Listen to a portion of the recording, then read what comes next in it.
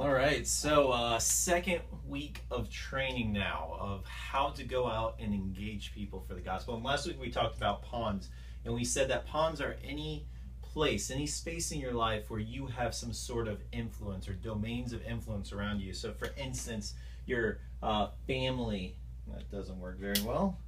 Your family might be a pond in your life, or it could be work, or it could be a hobby that you have. Okay, so these are all ponds, and ponds are places where people are that you have influence on.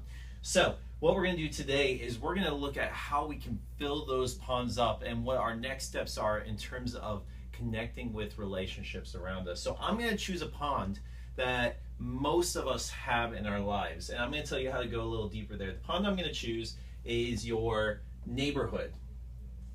That's a really long word, so I'm hoping I'm going to spell this right. Neighborhood.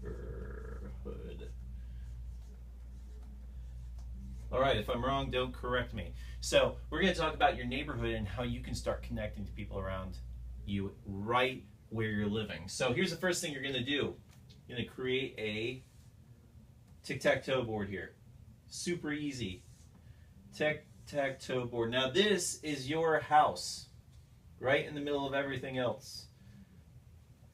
So what you need to do is, when you're looking at your house, who lives on this side? Who lives on this side? Who lives on this side, this side, this side, this side, this side? We're going to start filling that up with some names. So for example, if I know that Tom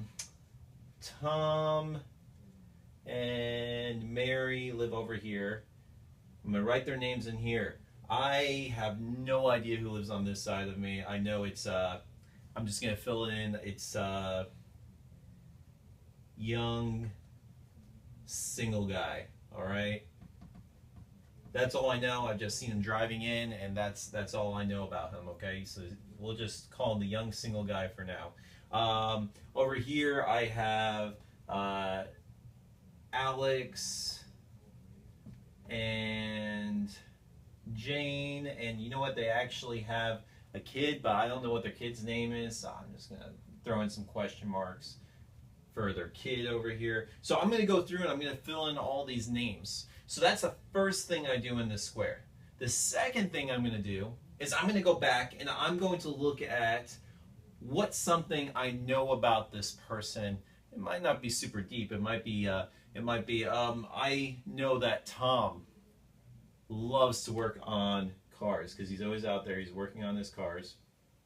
I don't really know anything about Mary. Now, Alex and Jane, I know that their kids play baseball because when I see them on the weekend, they're coming home, they're in their baseball gear, so kids play baseball. I also know that Jane is pregnant. She's going to have another baby. Okay, so I'm just writing down things I know about each of these people, maybe at the superficial level. Now, after that, we're going to move one more space up with Tom and Mary. I know Tom likes working on cars. I've had some good conversations with Tom. And so I know that Tom has a son in the military that he's worried about. So I'm going to write son in military. Okay, so this is information that maybe you'd only get after a conversation or two with that person, maybe even dozens of conversations with the same people. So as you can see, I'm going to go around my board. I'm going to fill all these in. For the ones that I don't know, I'm just going to write some question marks. I have no idea. No idea. Oh, I know this is Sheldon lives over here. Okay, and I'm going to go around and fill out all this information on each person in my tic-tac-toe board. So this is a starting point. We'll call this my neighborhood map.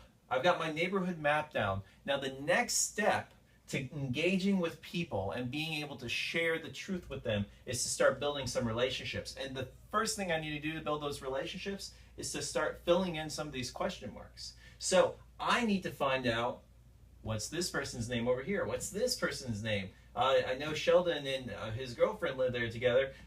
So what's his girlfriend's name? And I'm going to go ahead and I'm going to go around and I'm going to fill in some of these question marks. And as I find more information on people, I'm going to find some other things. So I went ahead, this guy over here, I went ahead and saw him pulling in. I waved hi and then actually walked over to his house as he was pulling up, and I said, hey, it's nice to meet you. I've never met you before. It turns out his name is Wally. Okay, this is Wally. And Wally, what I found out in my conversation with him is he works at Walmart. That makes sense. Okay, so Wally works at Walmart. So that's what you need to do next. Fill in these question marks. Start getting to know some of the relationships directly around you. And this doesn't have to necessarily be your neighborhood. It could be that you're talking about a hobby. It could be that you're talking about work or about family. Notice the people that are around you and take advantage of those. I heard recently, I read a book recently where it was talking about this concept of neighboring. And one of the things they said is Jesus gave us the great command to love God and to love others. And then you have this whole conversation about loving your neighbors. And sometimes we over-spiritualize this idea of loving your neighbors and say, well, my neighbor is everybody, and we forget those people that are right around us. So my challenge to you guys is start getting to know the people that are directly beside you, that are directly behind you and in front of you. Get to know these people and let that be a pond in your life.